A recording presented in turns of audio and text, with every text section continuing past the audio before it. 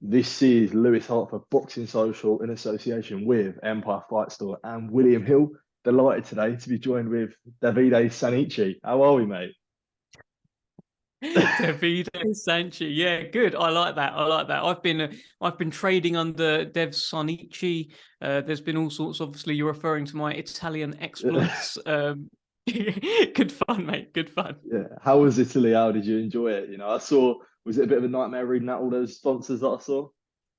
Oh, mate, like in the UK. So when I do it, it's like 32 red, foot asylum, Unibet, boom. So then you crack on. Yeah. This was just like it was like a list this long. And once you get through the sponsors, it's like, and we'd also like to thank my aunt, my auntie, my uncle, all of this, my cousin, and it'll be like, and also thank you to this. And literally, before I even get to announce the fighters, that's sort of, I mean, that's 2 or 3 minutes of just Yeah. announcing other things. But yeah, good fun, a good experience. Yeah, I listened to your interview with Razza this morning. I was saying how I found it funny, but you sort of got everyone hyped up, and then nobody told you about the national anthems. Bit funny. Yeah, Yeah. because no one really told me anything as to what was going to happen. So there was very few people who spoke English there. So I did my big intro for everything, got everyone all hyped up. So I'm waiting for everyone to leave the ring, and I stick the mic underneath the ref, and nobody left the ring, and everyone was looking at me, and I was looking at everyone. And then the national anthem kicks in. I see the Argentinian fella in the corner, just like that. What is going on here? What is Yeah, going on? But interesting. all good experiences. Yeah, let's jump straight into it. Yesterday we saw Anthony Joshua versus Jermaine Franklin, as well as obviously another heavyweight fight on the undercovers, Fabio Wardley versus Michael Coffey. Just wanted to sort of what was your thoughts on the AJ versus Franklin fight? Just to sort of start off. Right, so it's good that AJ got a win. That first and foremost is the most important thing. He's got a W next to his name again. You go on BoxRec and you don't have to scroll back to whenever it was, November 2020, I think it was, where he got his last win. So he's got that. That's great. It's so easy to just be like, Yeah, oh yeah, you're an AJ hater and all that. I'm trying to speak to you kind of factually about this. yeah, Why did he fight Jermaine Franklin? He fought Jermaine Franklin because that's the guy who was picked because AJ could potentially look good against him. The noise that we heard after the second Usyk fight was, we'll pick the right fight that's mhm, right for AJ's development. And this is the first fight under a new trainer. So you get a guy who, he hasn't got that many knockouts, has he, Jermaine Franklin? Yeah, no, he's not known for his knockout power. He's known to the UK because of his loss to Dillian White. And he's American, and he can speak the language, kind of thing. So, but he should have been tailor-made for Anthony Joshua to look good. That's the whole point of it. So today we should have been looking back saying, okay, last night was a confidence builder, or the confidence has been built, it's gone up. Last night was an opportunity to raise his stock, so the stock's gone up. But we're actually looking at it saying Joshua at times looks tentative in the fight. Has he still got confidence issues from previous scars from Ruiz, from Klitschko, that kind of thing? We're looking at it now is, did he actually gain more confidence last night? I would say that maybe his confidence took a bit of a hit, because this is Anthony Joshua, right? Let's make this clear. This is an Olympic gold medalist, a two-time unified world heavyweight champion, right? 18 months ago, it would be absolutely unfathomable that he would be taking the distance. He's a wrecking ball. Unfathomable that he'd be taking the distance by a guy who a year ago was sort of still doing part-time shifts in a factory as well as being yeah, a boxer. You just couldn't even dream of that scenario. But he's going to get critics. He's going to get credit as well. Um, but hey, I think his confidence took a bit of a knock last night, just because he couldn't get the guy out of there. He then said afterwards, "Someone's going to knock him out." I don't know what that means, but yeah, um, and I think his stock should have been like yeah. that. It should have been everyone's, like, collectively, our mouths should have been watering for the fights with Tyson Fury and Deontay Wilder, and I think our mouths were a bit dry. Sure. I don't think Yeah. we was quite there, and his stock may have actually taken a bit of a hit. Do you feel like we need to take into factors into account though, where you just mentioned about the confidence because obviously he's had like the Ruiz fights, the two Usyk fights that are both very mentally sort of damaging on him. especially sort of the second fight with Usyk, where you saw that outburst in the ring, and we did see a little bit of that, a little bit of an outburst at the end of last night. But also another factor of it being he's just got a new trainer. Do you know what I mean? He's still sort of. I know he's 33, and there's the saying of, oh, you can't teach an old dog new tricks, but he's still sort of trying to find his way with Derrick James. Do you feel like that's a sort of reasonable solution that why we might not have seen the best of him yesterday?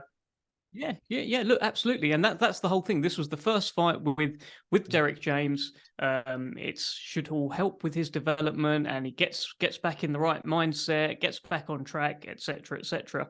But Jermaine Franklin was chosen for a reason. He wasn't chosen to give to make Anthony Joshua look particularly bad and tentative at any point. He was chosen because Anthony Joshua should. The old one certainly would have done. The Anthony Joshua that boxed Dillian White, in my opinion, would have gone through Jermaine Franklin, but he didn't.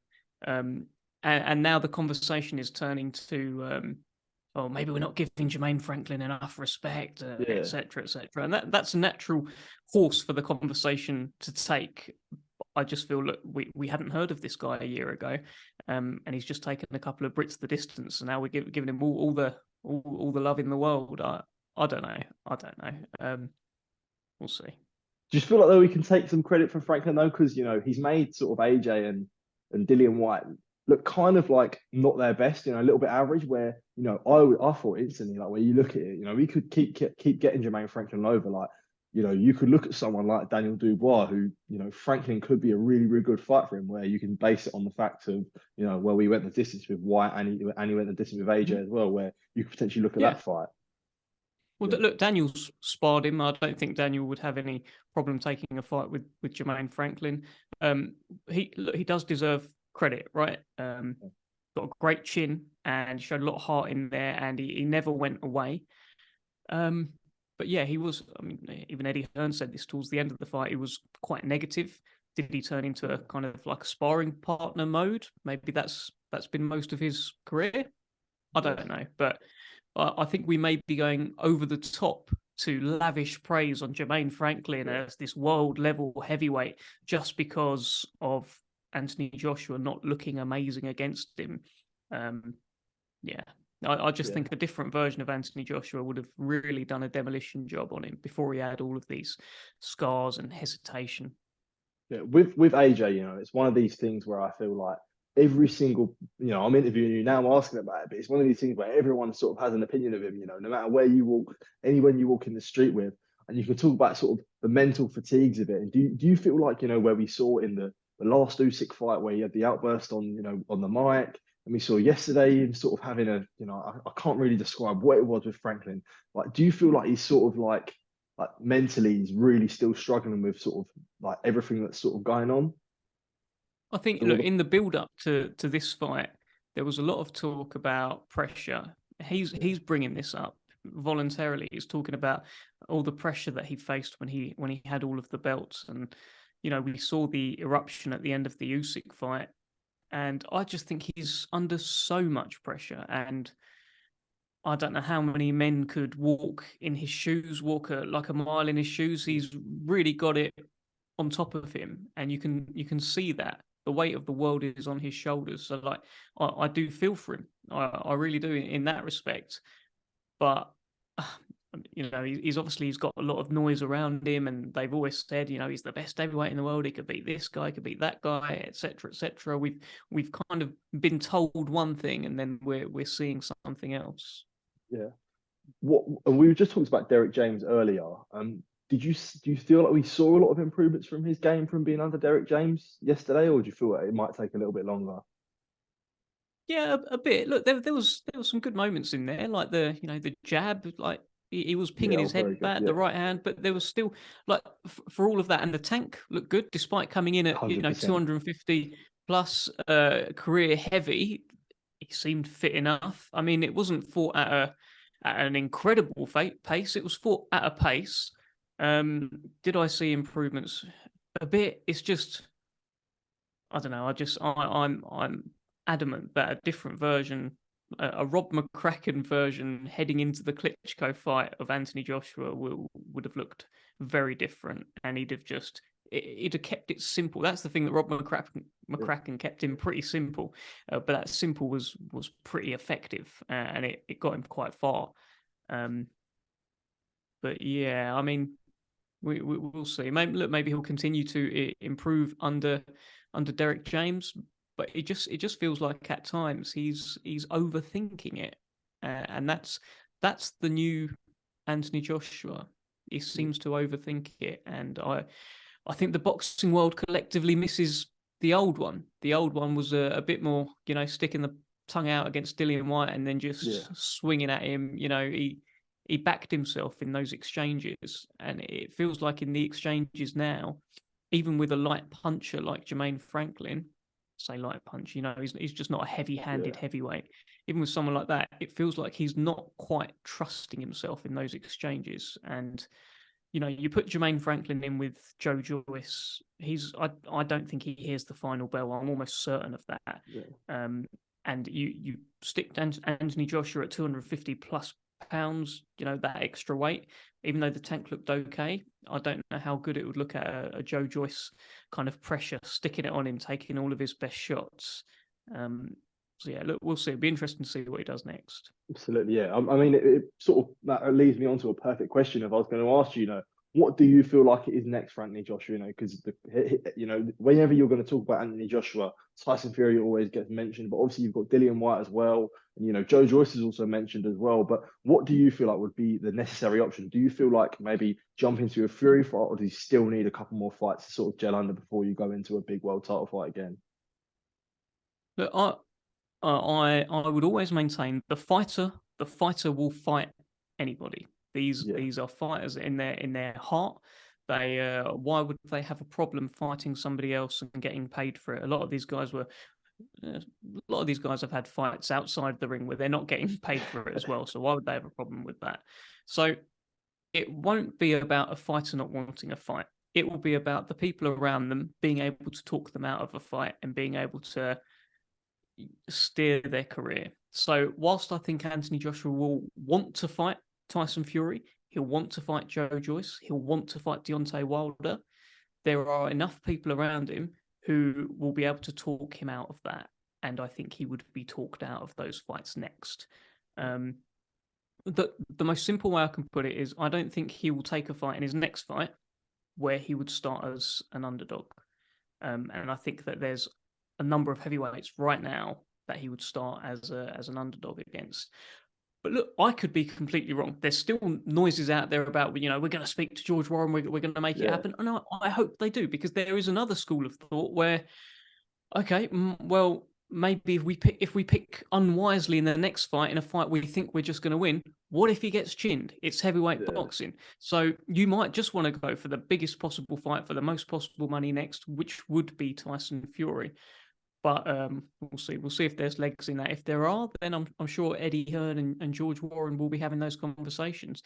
I think Joe Joyce is a wonderful option as well to Brits. One should have been a gold medalist as well. And let's see, because Anthony Joshua said he wants to fight with Joe Joyce too. I just think the more likely route for him will probably be Dillian Whyte. But I'm sensing that they're even starting to play down the Dillian Whyte fight a little bit. So I don't know. White would probably be it, but there might be even like another Franklin type. Yeah, because I was thinking someone like Whyte, or potentially someone like, a Ruiz, a trilogy with Andy Ruiz. I'm not sure what he's going on with with Deontay Wilder.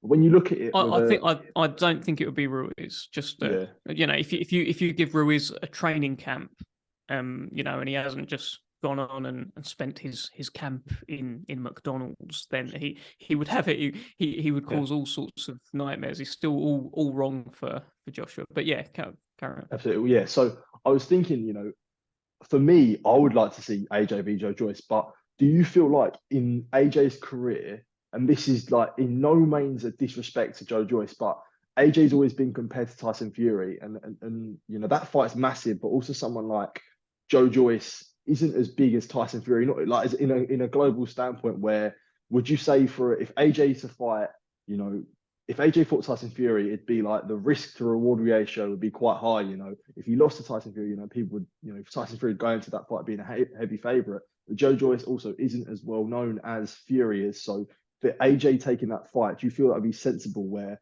Joe Joyce hasn't got much of a profile where as AJ does, where he could, so I'm sort of getting mixed up in my words here, but I mean, what I'm trying to say is, you know, would it be a sensible fight considering that that fight hasn't got as much market value as a Fury fight would? Well, I see where you're going with it, and obviously the Tyson Fury fight is the more marketable fight. Joe Joyce has been a name on the lips of Anthony Joshua, so Anthony Joshua actually highlighted Joe Joyce as one of the people he wants to fight. So clearly, there's an interest as a fighter in that. In terms of Joyce's profile, I think right now it's higher than ever. Once he beats Zhilei Zhang, which, you know, fingers crossed he should do, it will be even higher. And there's not that many heavyweights out there which would cause real intrigue and sell tickets. Would the public be more interested in Anthony Joshua against Joe Joyce or Anthony Joshua against Dillian Whyte? Now, I think it would be against Joe Joyce because of the unbeaten record and the genuine jeopardy in the fight and not having seen it before, unless you find it in the amateurs, you know. But that's the thing there. I think there's, and who else is there? So it's Dillian Whyte, Joe Joyce, Andy Ruiz, Usyk, Wilder, Fury. So these are kind of the names that you'd want to see him with. So he's in the mix. There's not, you know, Dubois as well. He'll be up there as well. But Joyce has beaten Dubois, so you'd think that Joyce would get a sort of AJ fight first. But I don't know. I don't think there's that many heavyweights who have a significantly bigger profile than Joe Joyce and would bring more to that fight. Yeah, slightly moving on. We also saw another heavyweight fight last night, Fabio Wardley, and you know, another one where Fabio Wardley said, whenever you talk about Fabio Wardley, a lot of people have said David Adeleye. We saw him all fight week in the sort of in all around all the matchroom stuff, all the press conference. Just wanted your thoughts on what David was doing there, and you know, it's the way he sort of acted on fight week. You're really trying to build up a fight with Fabio. No, it was good. It was good. They had a little bit of Twitter exchange, and Adeleye pulled up. I don't think he was there necessarily for beef, but it's good. It's good to get him around Fabio Wardley. It's good for, you know, it's good to build a rivalry there. So Adeleye felt like, well, Wardley said this about me. Let me go and see him. Let me detect what the energy is, and the energy seemed okay. So yeah, look, I think that is a fight that is probably going to get mandated. You feel like the board are going to order him to defend Wardley to defend his title against Adeleye or probably Fraser Clark, maybe Sol Dakers as well. There's there's a few in the mix there. Yeah, there's a few in the mix there. So and it sounds like Wardley wants to defend and win the belt outright. So Adelaye's in the mix for a fight with Fabio Wardley. Good. I like it. I mean, he's a good fighter, Adeleye, and I if that goes to purse bids and it gets mandated, you know, Frank's never shy around a purse bid, so it would be good fun to see what happens there. Yeah. I wanted to know what you, because in between their sort of conversation back and forth, they sort of Adeleye was talking about, you know, oh, this needs to be on BT, and you know, what do you know? Is that sort of a frustrating thing to hear? Where, you know, where as fans we want to look at fights and be like, I don't care if it's on BT or DAZN, we want to see that fight. Yeah, I think it started by Wardley saying you have to come over here for the fight to DAZN, and then that obviously got Adelaide's back up. He said no one watches DAZN. It's all stuff that fans shouldn't care about, really. Yeah. Like the rivalry between them shouldn't be based on which channel they box on and the potential reach of the platform and how they've been promoted, etc. So yeah, I don't really like. Yeah, just fight and make the rivalry about who would win the fight, and the stuff around it's just noise and misdirection perhaps at times. Do you feel like sometimes with these fights, there's always I know you're sort of going to be biased with me asking this question, but there's always a sort of. Are you calling me biased? No. I was going to say these fights are a little bit more. Do you feel like there's some more like it's amped up a little bit when you've got, you know, a Queensberry fighter versus a Matchroom fighter? Would you say? Yeah, of course. Cool. So I mean, that's all part of it. You've got two promotional entities and rivals coming together to bring their guys, and they'll back their guys. We saw it with Zach Parker against John Ryder, which had a fun build up. I was sat next to someone from Matchroom for the fight as well in the front row, and yeah, it does add a layer to it. Yeah, lastly, just to sort of touch on, I just wanted to touch on Telford last week and the whole show in general. That was the first time I've ever watched sort of Nathan Heaney fight live, and it's one experience that I'll never sort of forget. It was incredible. And obviously we had I was interviewing him last on the post fight, and you can see how much it meant to him. And breaking down in tears. It's sort of a special night overall in sort of Telford. Didn't always go your way with sort of the Andrew Kane fight, but overall some really good fights. It was a good night, right? And yeah, welcome to the Nathan Heaney fan club. You're very welcome. Grab a chair, grab a coffee, sit yourself down, and enjoy. You have to sing Delilah. That's sort of like what we make people do. But no, it was great. He's got the best ring walk in British boxing, probably, if not sort of top 3. And he is an improving fighter. And I saw the best Nathan Heaney ever against Jack Flatley in the rematch. And I can't wait for his next fight.